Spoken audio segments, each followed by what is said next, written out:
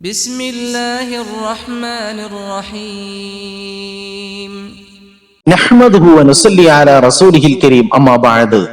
നോമ്പുകാലത്ത് ഭക്ഷണത്തിന്റെ രുചിയും ടേസ്റ്റും അറിയാൻ അല്പം നാവിൽ വച്ച് രുചിക്കാമോ? സ്ത്രീകളും പാചകക്കാരും റമളാനിൽ അറിയാൻ ആഗ്രഹിക്കുന്ന ഒരു വിഷയമാണ്. ഈ വിഷയം ഉലമാക്കൾ വ്യക്തമാക്കുന്നു. നോമ്പുകാരൻ ഭക്ഷണത്തെ അല്പം ടേസ്റ്റ് നോക്കുക, രുചിച്ചു നോക്കുക എന്നുള്ളത് അവന്റെ നോമ്പിനെ ബാത്തിലാക്കുകയില്ല. ആ ഭക്ഷണത്തിൽ ഒന്നും അവന്റെ ഉള്ളിലേക്ക് എത്തിയില്ല എങ്കിൽ. ഇബ്നു അബ്ബാസ് റളിയല്ലാഹു തആല അൻഹുമയിൽ നിന്ന് ഉദ്ധരിക്കുന്ന റിപ്പോർട്ടിൽ കാണാം, ലാ ബഅസ അൻ യദൂക തആം. നോമ്പുകാരൻ അല്പം ഭക്ഷണം രുചിച്ചു നോക്കുക എന്നുള്ളത് അത് കുഴപ്പമില്ല. എന്നാൽ ഇതൊക്കെ ഉള്ളിലേക്ക് അല്പം പോലും എത്താത്ത ഒരു സാഹചര്യത്തിലാണ്.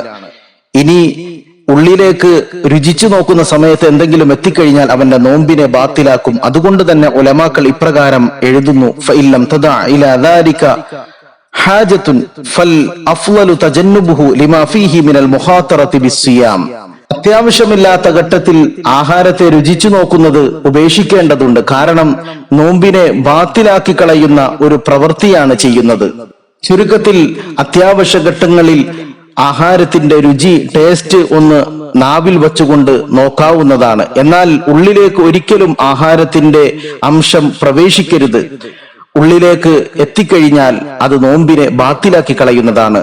അത്യാവശ്യമില്ലാത്ത ഘട്ടങ്ങളിൽ ഇത്തരം പ്രവർത്തനങ്ങൾ ഉപേക്ഷിക്കുകയും ചെയ്യണമെന്ന് ഉലമാക്കൾ വിവരിക്കുന്നു. അല്ലാഹു സുബ്ഹാനഹു വ തആല നമ്മുടെ നോമ്പുകളെയെല്ലാം സ്വീകരിക്കുമാറാകട്ടെ. റബ്ബനാ തഖബ്ബൽ മിന്നാ ഇന്നക അൻതസ് സമീഉൽ അലീം വതുബ് അലൈനാ ഇന്നക അൻതത് തവ്വാബുർ റഹീം. ആമീൻ ബിറഹ്മതിക യാ അർഹമർ റഹീമീൻ. സല്ലല്ലാഹു അലാ മുഹമ്മദ് സല്ലല്ലാഹു